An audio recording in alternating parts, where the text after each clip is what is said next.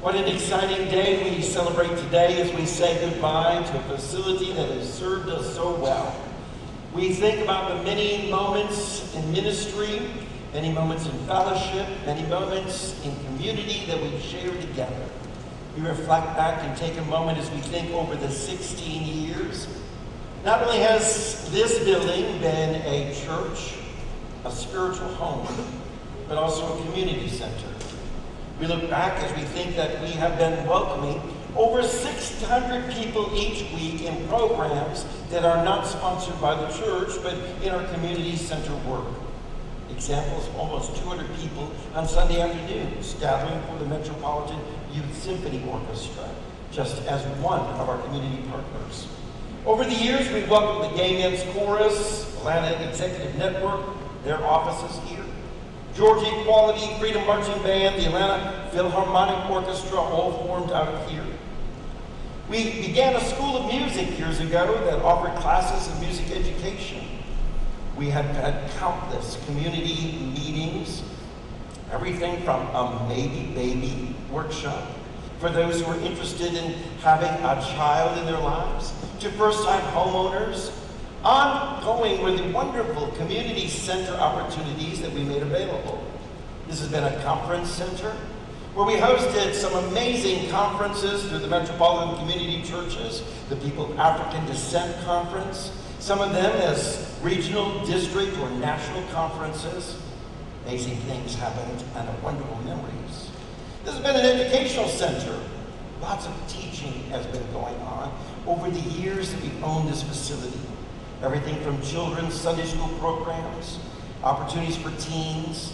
There have been exciting programs for adult education in all kinds of forms. And the key thing is facilitating spiritual growth.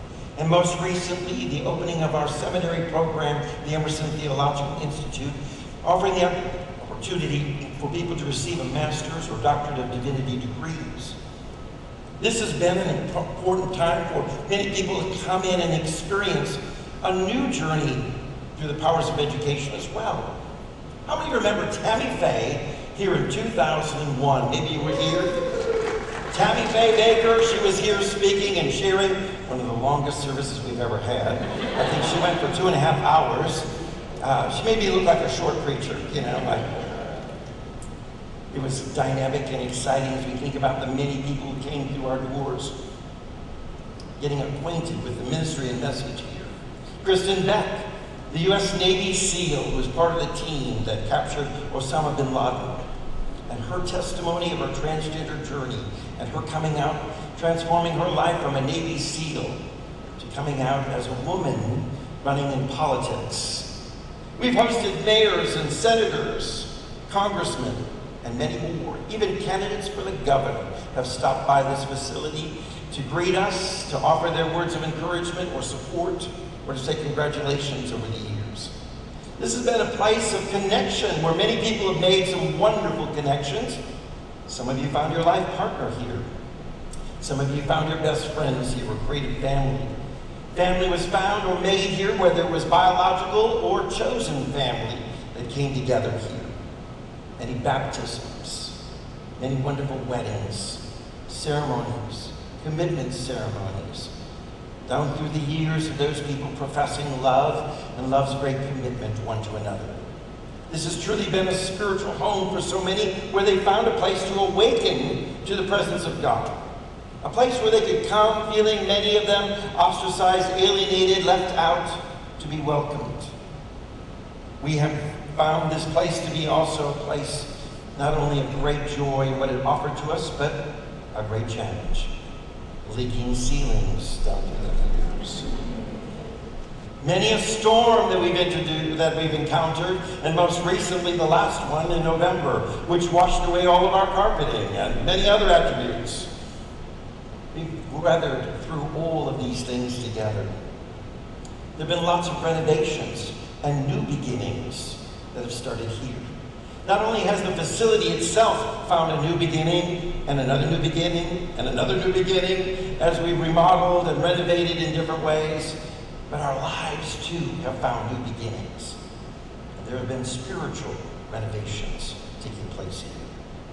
So today, as we say goodbye, Having moved from one theater in our past, in our beginnings, to another theater, today we say goodbye to all that drama as we move on to an educational facility that really embodies our mission and message. The Spirit of God is leading us to a wonderful place where we will have the opportunity to truly create the city of life. A vast community of people coming together on 3 different floors of opportunities for ministry. A spirit of incredible collaboration as people come from all across the city.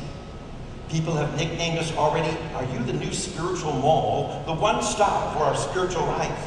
Where we might encounter all kinds of things, everything from study groups, prayer groups, education and instruction, counselors, life coaches, healing workers. On goes the list. People have said, wow, it's a new vision and a new direction as we think of you're reinventing what church looks like for the next generations. And truly that's the opportunity that we have been given as we think about this. As we look to the future, we stop and just remember the great foundation. This facility was one of those stepping stones that has led us to this place, and we are grateful.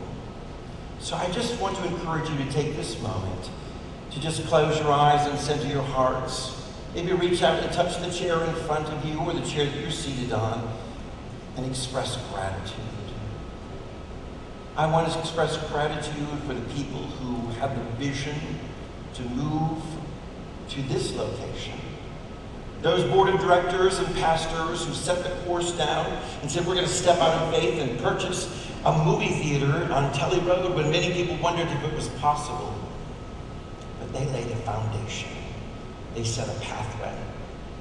They created the opportunities for us to have all these great and incredible experiences. So take a moment right now and just say thank you. Thank you to all those who've gone before. Thank you to this facility, this space, these 4 walls. Thank you for the spirit that we've encountered in this place.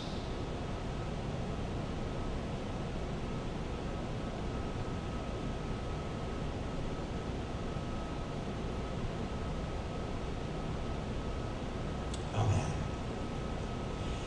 We know that it's going to be an exciting time. We still want to address some of the emotions that we have of saying goodbye to this wonderful place that we call home. We want to acknowledge it with great gratitude and expressions of great thankfulness. But with that, we take all of this spirit of gratitude as we make another move. Today, I want to tell you this. You've got some great moves. Now, I'm not talking dance moves. You've got some great moves coming up ahead in your life. Because we're talking about moving through life on a spiritual journey. And let me tell you, if you're on a journey, you're going to make a lot of moves. You're going to be moving from one place to the next spiritually, from one consciousness to the next, from one awakening to the next, as you move on and on and on. And there's some great moves for you to make. Great opportunities. Great experiences in your spiritual life for you to reach out and receive your highest and best. Because that spiritual journey, well, that's a phrase we often use. It's used by a lot of different religions, but it's a natural progression or a natural move of a person as they grow in the understanding of God. A natural move. That's right, you've got great moves, and, well, they can come natural to us as we open up our hearts and our lives to that which God has for us. And each move is taking us to a greater understanding. Each move is taking us to a place of our highest and best. And we believe that those who started this wonderful ministry years ago, 44 years ago, by the way, we're celebrating 44 years of our existence. Those who began in a small gathering with an idea of forming a church that welcomes everyone, that has a spirit of inclusion, that really embraces a power of compassion and empowerment.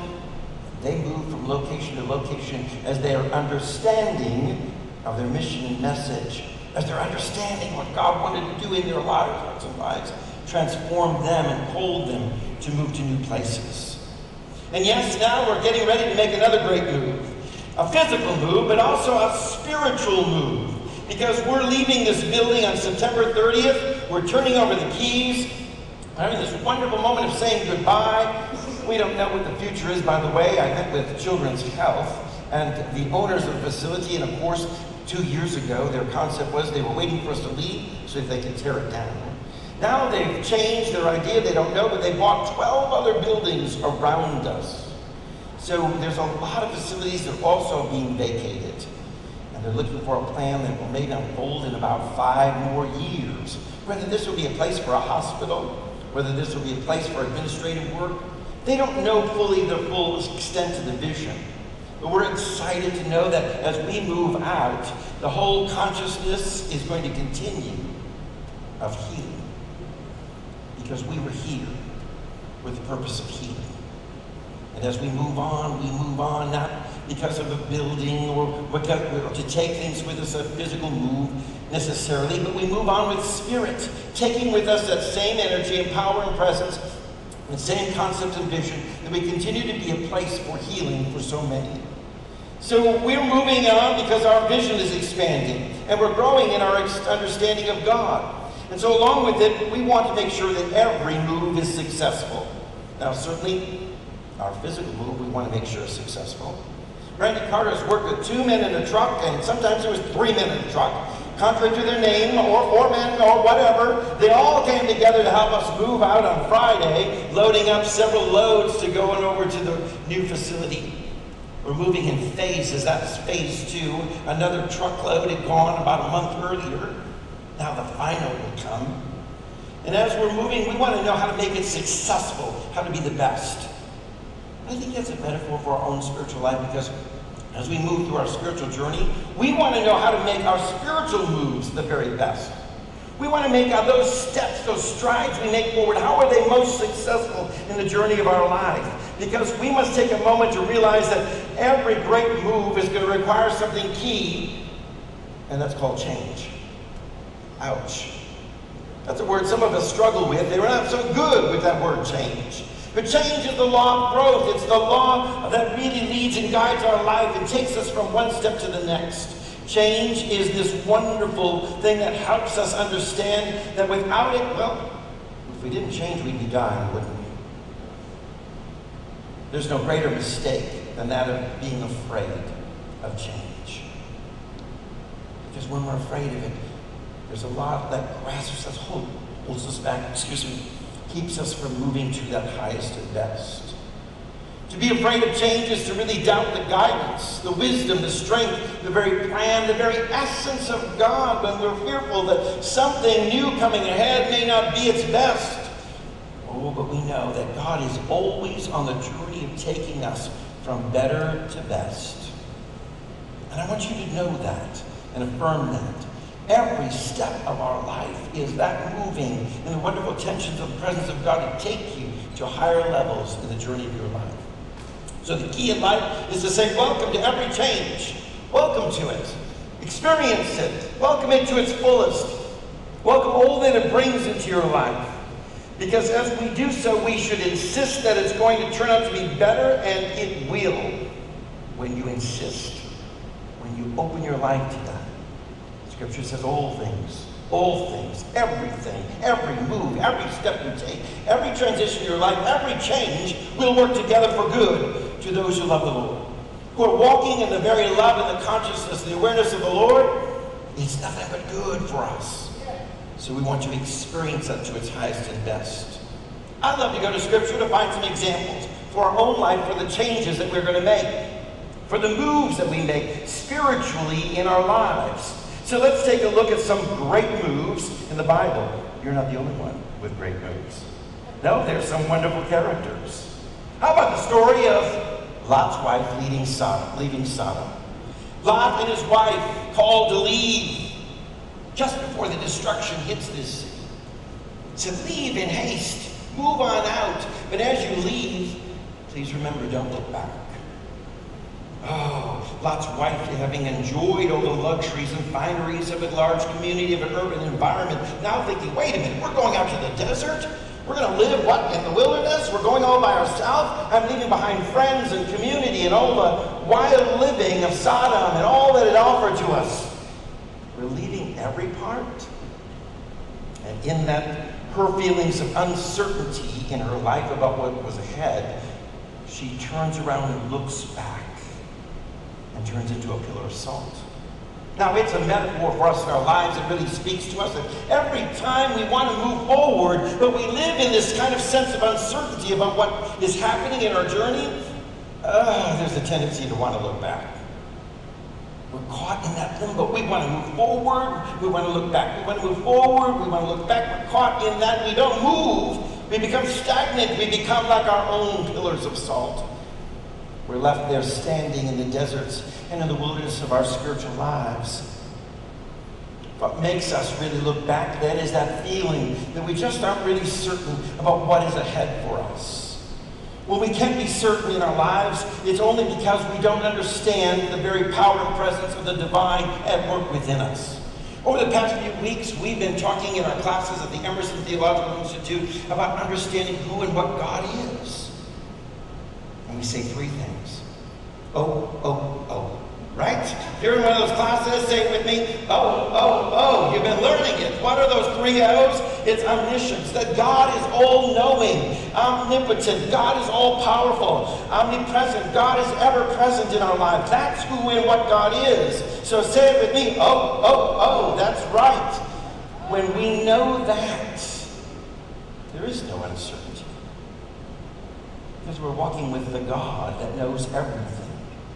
Every aspect of our life, knows what we have need before we even ask, who's all-powerful and ever-generous, never holding back or withholding for any reason, desiring our highest and best, and will never leave us, never forsake us.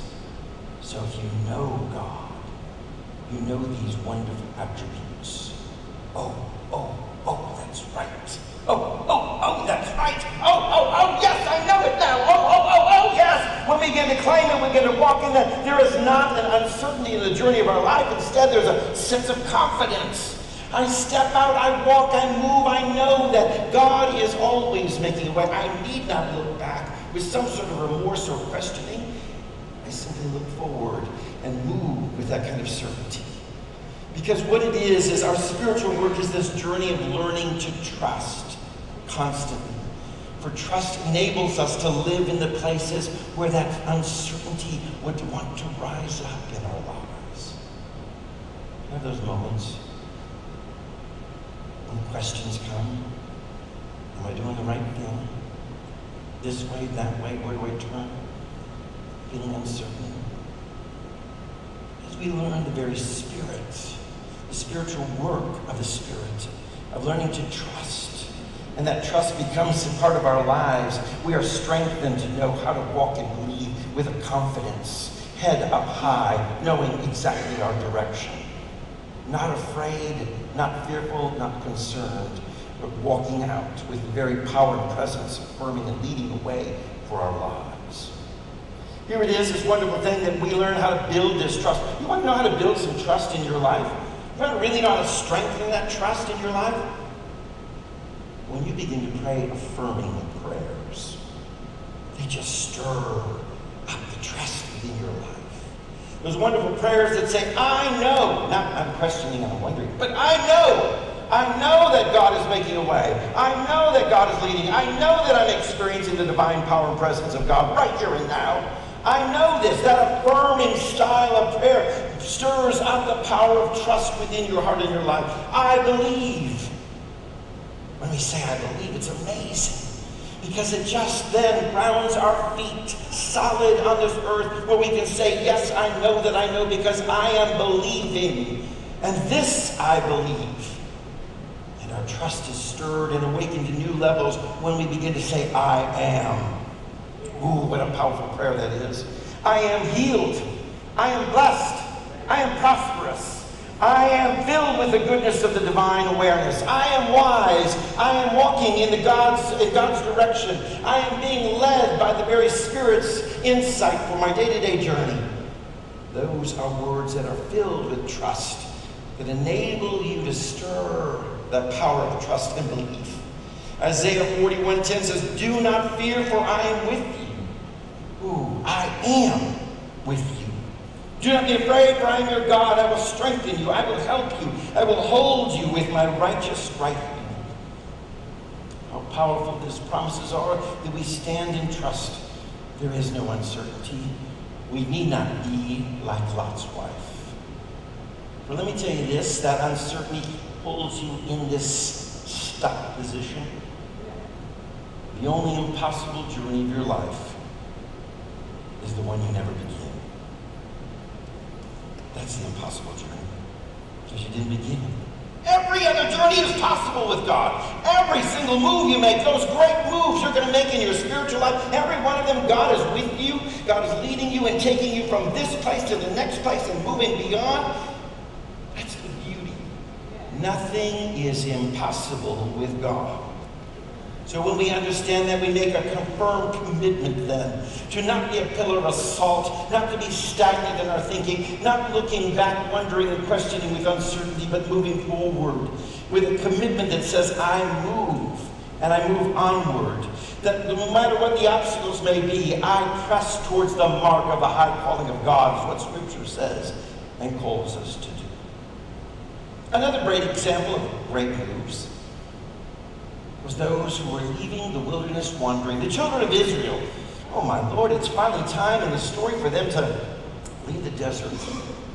Their time of wandering and waiting for the hopes and dreams of fulfillment of going into the promised land finally comes about. You see, Moses, if we look back in the Old Testament, had led them out of the bondage of Egypt, led them across the Red Sea and the waters parting for them to come across the other side. What beautiful stories. How wonderful that is. And now Moses is gone. Joshua is the new leader. It's time for them to go into this promised land. And once again, there it is in front of them. Body of water. It's the River Jordan this time.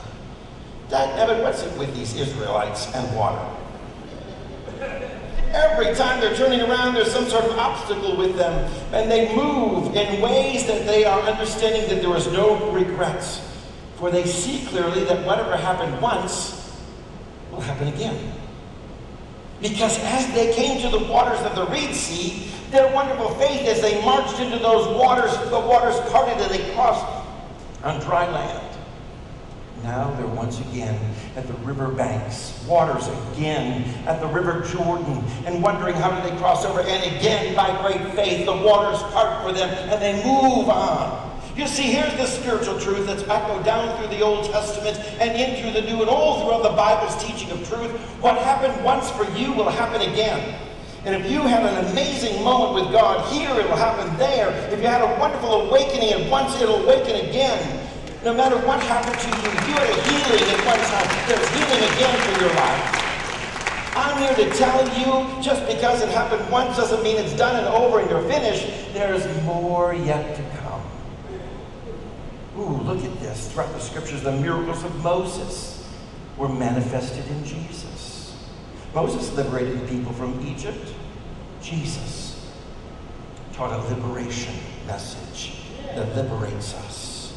Moses offered manna to the hungry in the wilderness, and oh, Jesus feeds the hungry on the hillside, feeding 5,000, not counting men and women and children. Moses gave the 10 Commandments on the mountain. Jesus spoke the Sermon on the Mount and gave us 2 amazing commandments. Love the Lord your God with all your heart, mind, body, and soul, and your neighbor as yourself. You see, we look at this, we see it happen over and over again. That which would happen once happens again. That great move of the people of God to awaken happens again and again and again, and it's happening even now, right here this moment. But we're open to what God has done miraculously before and saying, today is my day to claim it again. Whatever miracle you saw in the Bible is yours to claim for today. That's right, where nothing is impossible. And if you're up against some waters in your life and you're wondering, can you cross over it? And again, as we talk metaphysically throughout Scripture, water always symbolized thought. those thoughts that are in your way? You can't cross over? Oh, but let me tell you, the Spirit of God enables you to change that thought, and the waters part where you cross over. And if you've crossed over once, if you change your thoughts once, you can change them again. That changing your thought is this wonderful born-again experience where you're going this way, thinking that way, and you now go this way, thinking this way. You make an about change, a difference, an about face in your life. And if it can happen once, it happens again and again for our lives. This is the beauty that we understand. For that same divine presence that touched your life in the past is ready to touch you again. Here's another example of a great move in the Bible. New Testament, Luke chapter 10, verse 4. Jesus is instructing the disciples now to go forth and go into the world. He's instructing them about moving out in the ministry. Not just being where they are and keeping all this wonderful truth that they've learned and experienced in their lives to themselves, but having the opportunity to be a light into the world. For Jesus said, I am the light, you are the light of the world. He called us that very thing, and that's why we embrace this wonderful truth of the name City of Light. That's right, we're creating a city of wonderful believers who say, I accept the calling. I'm meant to be a light for this world. I am meant to be a light for this world. And so Jesus instructs these disciples, and I love this, carry no purse. Didn't intend to anyway. No wallet. Okay, love that one. No sandals. What? I'm going barefoot. Don't stop to greet people on the road, and don't even bother to bring a coat. What kind of crazy instructions are those? If I'm going to go out and share the good news, you mean to tell me I'm going barefoot? You mean to tell me I'm going without a purse? Or I'm going without a wallet? Marsha would freak at this one. Where you are, Marsha? There you are. No purse? You see, what Jesus is saying this. No shoes, no shirt, just service. That's it. You go to the restaurant, it says no shoes, no shirt, no service. In this case, Jesus is saying, no shoes, no shirt, just take service. Just do service. When you move out, you can forget the purse, forget the wallet. Who needs the coat? Leave the shoes. Don't be caught up in all the physical. Don't be caught up in all the things, the material things of this world. No shoes, no shirt, no, just service. It's not the material things. It's the mission and the message that we're taking with us. And we're making a move, and we're going to leave behind these four walls. They're left for someone else to take care of. They've served us well, haven't they? This roof, that's someone else's burden. Hallelujah, hallelujah.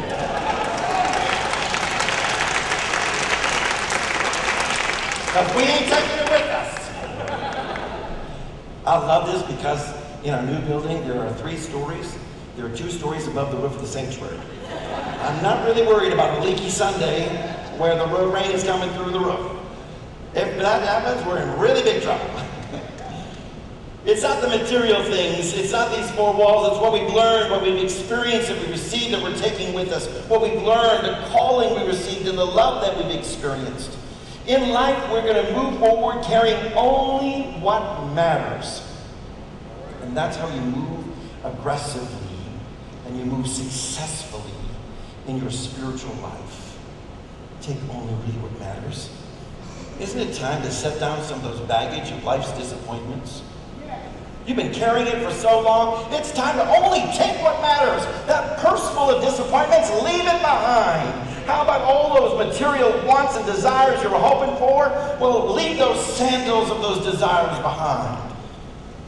Leave those things that materialistic were dragging you behind, that were totally saying these are things that I've just been carrying along, burdening and slowing you down for the journey.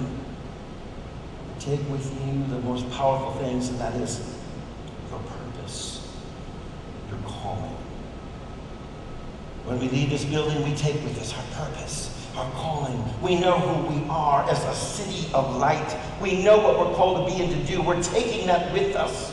Everything else that is just material and physical, we're leaving behind as we move beyond. And so it is that when we stick to the work of our mission and message, amazing things happen, for we travel light, we travel fast, and we travel effectively.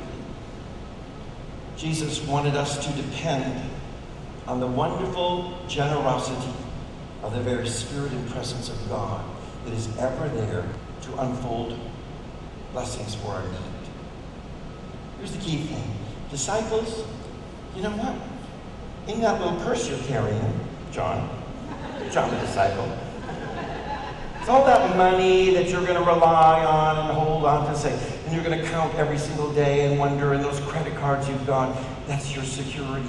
Leave it behind. You know those sandals that you've been wearing, Norma, that you think those are what's really support you? Leave that behind and let your feet be grounded on the firm foundation of the promises of God. Take those sandals home. You know? When you think about those things, and that coat you've been wearing, Tommy, that's been a covering for you, all you need to wear is the garment of praise. That's all you really need in your life. All you need that. Put those things on that really matter in your life. And when you move forward, those are the things that are accounting for you. God wants you then to just rely on the very Spirit and presence to manifest in wonderful ways. Because if there's no need, no opportunity, how are we revealing that which we believe and teach? In other words, Jesus is saying, when you move, teach the teaching. When you move, demonstrate what you believe. When you move, reveal and show to others exactly that which your faith is founded on. So travel light. And know that you're traveling with purpose and mission and message, and God will make a way when there seems to be no way. God will provide. God will open the doors for you. God will manifest in miraculous ways that you never dreamed were even possible. Because you're clear in your purpose. You're clear in your message. You're clear in your mission. And you know all these things. City of Light, we're called to be a light for the world. Are you ready to do just that? Because we're moving to a new place. On top of that building will be a 25-foot sign that goes up, extended out in bright orange over the freeway. On top of that building, for all who go by, said, this is what you are. You chose this name. You are the city that's bringing illumination and awareness and truth and understanding, power and presence to this world. And as we bear that name on our rooftop, it is our banner over us. It really proclaims we know our mission every single day of our life. The past few months, we've had these banners hanging in the parking lot, and there is a flag waving on a 20-foot pole in the middle of the parking lot. And when the wind grasps it and blows through it, that flag that says City of Light blows across the sky and flaps in the wind. It says to me every day when I drive in, this is what you're called to do and be. A light for the world. Don't forget. Travel light. Forget the purse, forget the shoes, forget the coat, forget the sandals. Let's go with the purpose. Amen. So let me tell you this.